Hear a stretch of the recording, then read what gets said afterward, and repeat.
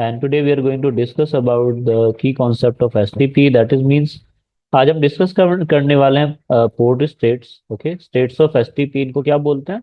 STP states भी बोला जाता है। ओके, अगर हम बात करते हैं एसटीपी स्टेट्स के बारे में तो यहाँ पर चार स्टेट्स होती हैं: blocking state, listening state, learning state और forwarding state, and last one is called disabled state. Okay, there are total 5 states of STP. So एक एक करके चारों स्टेट के बारे में हम डिस्कस करने वाले हैं। सो डियर, अगर हम बात करते हैं एसटीपी स्टेट्स के बारे में, जैसे ही आप दो स्विचेस को कनेक्ट करते हो तो क्या होता है? बीपीडीओ एक्सचेंजेस होते हैं। व्हाट? जैसे ही आप दो स्विचेस को कनेक्ट करते हो तो स्विचेस क्या करते हैं? एसटीपी के पैकेट्स फॉरवर्ड करना स्टार्ट कर देते हैं कनेक्ट करते ही। ओके, जैसे ही आपने कनेक्ट किया, आफ्टर सम टाइम क्या होता है डियर? यहाँ से एसटीपी पैकेट फॉरवर्ड होना स्टार्ट हो जाता है, राइट? और जैसे एसटीपी फॉरवर्ड होना स्टार्ट हो जाता है तो पहली स्टेट यहाँ पर वर्क करना स्टार्ट कर देती है, जिसे बोलते हैं listening state. What? Listening state. अगर मैं स्विच पर क्लिक करता हूँ, कॉन्फ़िगरेशन में पुट करता हूँ इनेबल शो स्पैनिंग ट्री, तो आप यहाँ पर लिसनिंग स्टेट देख सकते हो। कैसे? दोबारा से एक बार इसको रिस्टार्ट कर लेते हैं। ओके, जैसे ही मैं दो स्विचेस को कनेक्ट करता हूँ और जैसे ही स्विच स्विच बूट अप होंगे तो यहाँ पर कौन सी स्टेट शुरू हो जाएगी? लिसनिंग स्टेट शुरू हो जाती है। एसटीपी पैकेट्स फॉरवर्ड होने स्टार्ट हो जाते हैं। कैसे? Enable show spanning tree, right? मैं सिमुलेशन पैनल ओपन कर लेता हूँ तो आप यहाँ पर एसटीपी के पैकेट फॉरवर्ड होते हुए देख सकते हैं। तो यहाँ पर अभी एसटीपी के पैकेट फॉरवर्ड हो रहे हैं। कौन सी वाली स्टेट चल रही है? लिसनिंग स्टेट चल रही है। कितने सेकंड तक लिसनिंग स्टेट चलती है? 15 सेकंड तक की लिसनिंग स्टेट चलती है। अब 15 सेकंड तक क्या होता है? बीपीडीयू एक्सचेंजेस होते हैं। क्या? बीपीडीयू एक्सचेंज किए जाते हैं किस में? इस 15 सेकंड की स्टेट में बीपीडीयू एक्सचेंज किए जाते हैं, लेकिन जो मैक एड्रेस होता है वो लर्न यहाँ पर नहीं होता, राइट? मैक एड्रेस को लर्न नहीं किया जाता, बस बीपीडीयू एक्सचेंज होता है। बीपीडीयू में क्या होती है? ब्रिज आईडी होती है। ब्रिज आईडी में क्या होता है आपको पता है क्या? Priority number plus mac address, दोनों दोनों डिटेल यहाँ पर फॉरवर्ड हो जाती है स्टार्टिंग के 15 सेकंड में। अब उसके बाद क्या होता है? नेक्स्ट 15 सेकंड होती है। जैसे ही 15 सेकंड आपके फिनिश होते हैं, नेक्स्ट स्टेट स्टार्ट हो जाती है, लर्निंग स्टेट। लर्निंग स्टेट में क्या होता है? जो आपने बीपीडीयू एक्सचेंज हुआ है, जो आपका बीपीडीयू एक्सचेंज हो चुका है फर्स्ट स्टेट में, लिसनिंग स्टेट में, अब वो बीपीडीयू क्या करता है यहाँ पर? यहाँ पर मैक एड्रेस को लर्न करता है। क्या? मैक एड्रेस को लर्न कराता है। दोनों दोनों स्विच एक दूसरे को अपना मैक एड्रेस फॉरवर्ड कर देते हैं और मैक एड्रेस यहाँ पर लर्न हो जाता है on the behalf of bridge ID. यहाँ पर क्या हो जाता है आपका? पोर्ट इलेक्शन हो जाता है। क्या? रूट ब्रिज इलेक्शन हो जाता है, as well as port election भी हो जाता है। सबसे पहले क्या होगा? रूट ब्रिज इलेक्शन हो जाएगा, उसके बाद आपका पोर्ट इलेक्शन हो जाता है, राइट? ओके, सो पोर्ट इलेक्शन और रूट ब्रिज इलेक्शन दोनों के दोनों यहाँ पर हो जाता है। ओके, अब अगर मैं बात करता हूँ स्टेट्स के बारे में, तो मैंने क्या बताया था कि लिसनिंग स्टेट में क्या होता है? बीपीडीयू फॉरवर्ड जाता है लेकिन मैक एड्रेस लर्न नहीं होता। ओके, और सेकंड स्टेट होती है हमारी लर्निंग स्टेट। इसमें क्या होता है कि मैक एड्रेस लर्न किया जाता है, राइट? बट यहाँ पर डेटा फॉरवर्डिंग नहीं होती। क्यों? क्योंकि यहाँ पर क्या हो जाता है? रूट ब्रिज इलेक्शन होता है और पोर्ट इलेक्शन की प्रोसेस कंप्लीट हो जाती है, तब यहाँ पर फॉरवर्डिंग स्टेट होती है। फॉरवर्डिंग में क्या होता है कि आपका जो फ्रेम्स होते हैं वो फॉरवर्ड होना स्टार्ट होता है, डेटा फॉरवर्ड होना स्टार्ट होता है। ओके, अगर हम बात करते हैं तीन अलग अलग स्विचेस के बारे में, अभी हमने दो स्विचेस को कनेक्ट किया, अभी तीन स्विचेस हम यहाँ पर कनेक्ट करके देखते हैं। इन दिस सिनेरियो, अगर यहाँ पर तीन अलग अलग स्विचेस कनेक्टेड हैं, ओके, तो मैं इनको कनेक्ट कर देता हूँ। जैसे ही मैं इनको कनेक्ट करूंगा डियर, आपको पता है यहाँ पर क्या होगा? ऑन द स्पॉट यहाँ पर एसटीपी प्रोटोकॉल रन करना स्टार्ट कर देगी। देखते हैं, देखो एसटीपी प्रोटोकॉल क्या कर रही है? बीपीडीयू एक्सचेंज कर रही है, राइट और नॉट? तो जैसे ही आप इसको कनेक्ट करते हो तो बीपीडीयू फॉरवर्ड होना स्टार्ट हो जाता है। बीपीडीयू कैसे फॉरवर्ड होता है? बीपीडीयू एक्सचेंज होने स्टार्ट हो जाते हैं, एक दूसरे को अपना डिटेल्स फॉरवर्ड करते हैं। डिटेल्स में क्या क्या होता है? Bridge ID. ब्रिज आईडी में क्या क्या होता है? Priority plus mac address, base mac address, दोनों दोनों डिटेल क्या होती है? फॉरवर्ड की जाती है। उसके बिहाफ पर जो लोवेस्ट प्रायोरिटी रखता है वो क्या बन जाता है? रूट ब्रिज बन जाता है। अगर लोवेस्ट प्रायोरिटी नहीं भी है तो सेकंड ऑप्शन हमारे पास क्या होता है? क्योंकि प्रायोरिटी क्या होता है? सेम रहती है। प्रायोरिटी क्या रहती है? सेम रहती है, तो आपका लोवेस्ट मैक एड्रेस के बिहाफ पर क्या हो जाएगा? रूट ब्रिज इलेक्शन हो जाएगा। ओके, अब मैं इस नेटवर्क के बारे में बात करता हूँ तो मैं यहाँ पर एक कमांड पुट करता हूँ। क्या? Enable show spanning tree. अभी मेरी जो स्टेट चल रही है वो लिसनिंग स्टेट चल रही है, आप देख सकते हो।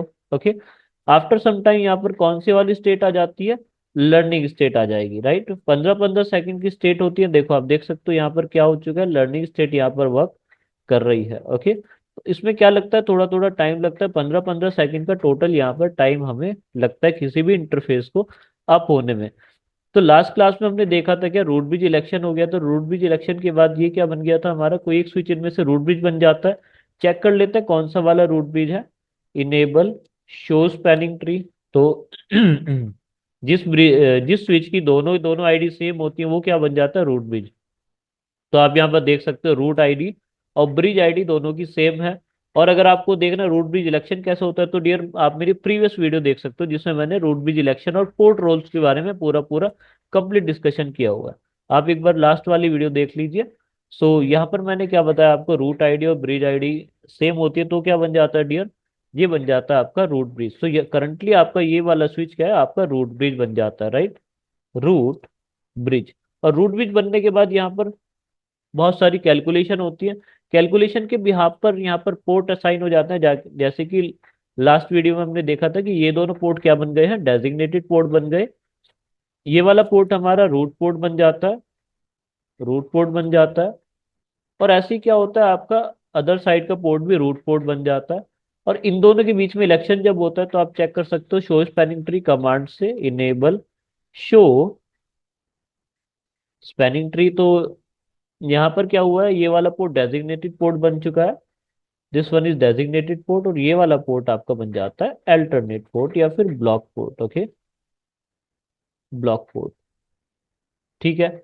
अब देखो अगर मैं बात करता हूँ दो कंप्यूटर्स में, यहाँ पर दो यूजर्स अगर मैं यहाँ पर कनेक्ट कर देता हूँ, किससे, स्विच नंबर 6 और स्विच नंबर 7 से मैं एक एक यूजर्स को कनेक्ट कर देता हूँ, देन हम डेटा फ्लो देखेंगे कितना टाइम में यहाँ पर डेटा फ्लो वर्क करता है। ओके, तो मैं यहाँ पर दो पीसीस को कनेक्ट कर देता हूँ।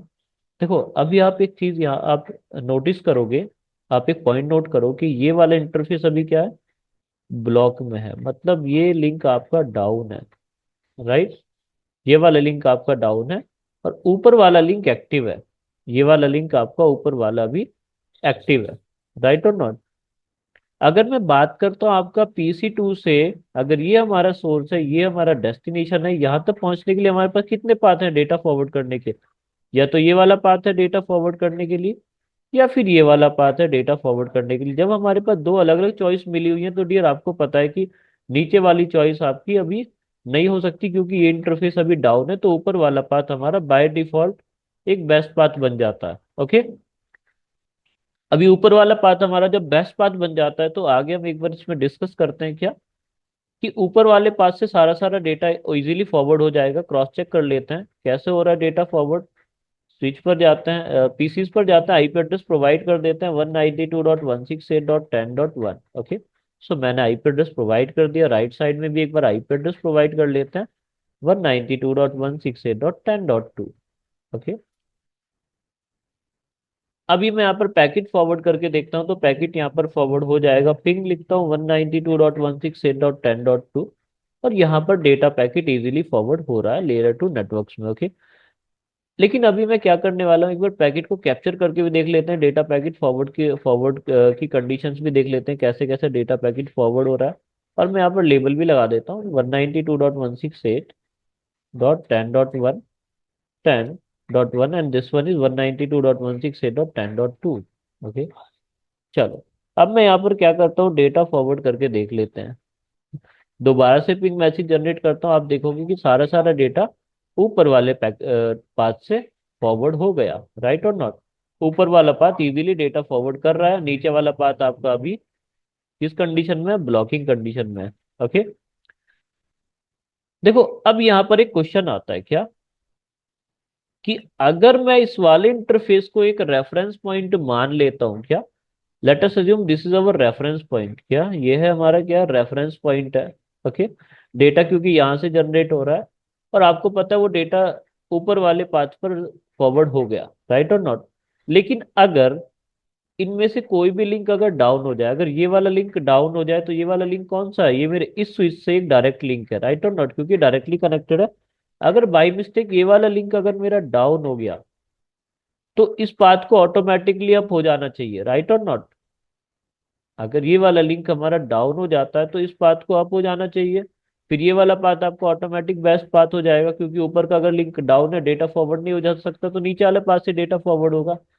लेकिन यहाँ पर एक, इस लिंक को एक्टिव होने से पहले इस सिंगल इंटरफेस को दो अलग अलग स्टेट में जाना पड़ता है। कितनी स्टेट होती है? दो अलग अलग स्टेट होती है। कौन से? लिसनिंग स्टेट और लर्निंग स्टेट से आपको पहले मूव होना पड़ता है, तब आप क्या कर सकते हो, डेटा फॉरवर्ड कर पाओगे। एक बार ये भी हम ऑब्जर्व कर लेते हैं। तो मैं क्या करूंगा, इस वाले इंटरफेस को एक बार डाउन कर देता हूँ, ये वाला लिंक मैं डाउन कर देता हूँ। फिर देखता हूँ इस वाले इंटरफेस को अप होने में कितना, इस वाले स्विच को अप होने में कितना टाइम लगेगा। ओके, सो मैं यहाँ पर जाता हूँ कॉन्फ़िगरेशन में, लिखता हूँ show spanning tree. So currently आप देख सकते हो FA0/2 अभी एक अल्टरनेट पोर्ट है, ये अभी हमारा बंद पड़ा है पोर्ट।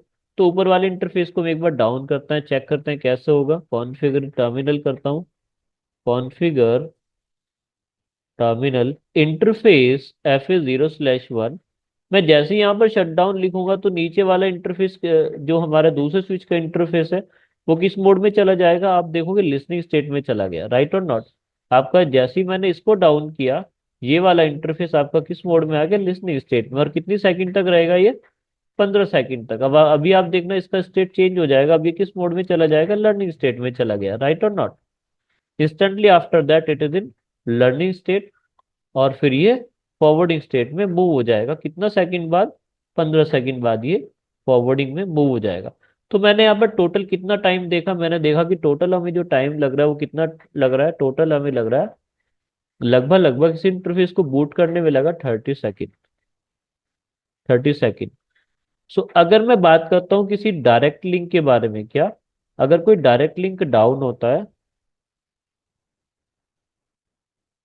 अगर कोई डायरेक्ट लिंक हमारा डाउन होता है तो टोटल टाइम कितना लग जाता है? 15 सेकंड आपकी लगती है लिसनिंग स्टेट में, लिसनिंग स्टेट में, और 15 सेकंड आपकी किस में लगती है?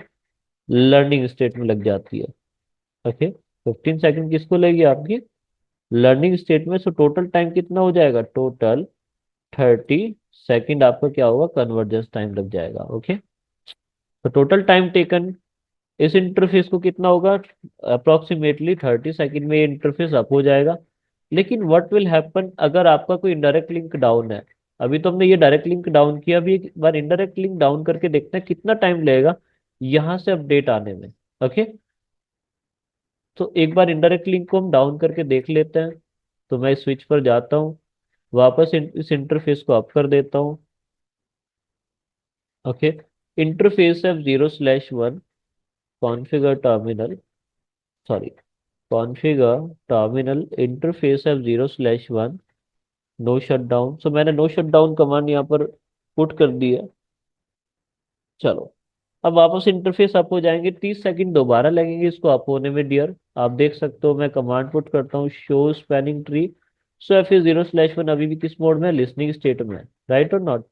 फिर ये थोड़ी देर बाद लर्निंग स्टेट में जाएगा, लर्निंग स्टेट के बाद ये हो जाएगा इंटरफेस फॉरवर्डिंग स्टेट में। टोटल हमें लगता है 30 सेकंड का time every time. Okay, learning state के बाद ये हो जाता है फॉरवर्डिंग स्टेट में। ओके, सो अभी हम बात करते हैं क्या कि अगर हमारा कोई इनडायरेक्ट लिंक अगर डाउन हुआ, अगर ये वाला लिंक हमारा डाउन हो जाता है तो कितना टाइम लगेगा? डायरेक्ट लिंक में हमने देखा कितना टाइम लग गया था, डायरेक्ट लिंक में 30 सेकंड लग गया था टोटल। सो इनडायरेक्ट लिंक में कितना लग जाएगा टोटल? चेक कर लेते हैं एक बार।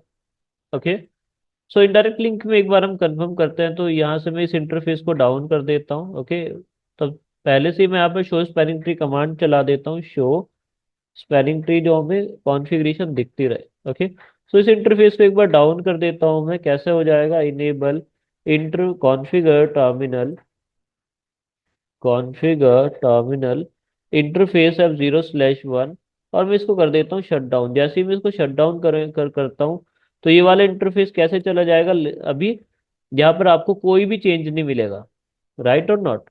यहाँ पर आपको कोई भी चेंज नहीं मिलेगा। FA0/2 में यहाँ पर कोई चेंज नहीं है, स्टिल ये क्या है? ब्लॉकिंग मोड में रहेगा। कब तक? लगभग लगभग 20 सेकंड तक ये ब्लॉकिंग स्टेट में रहेगा। ओके,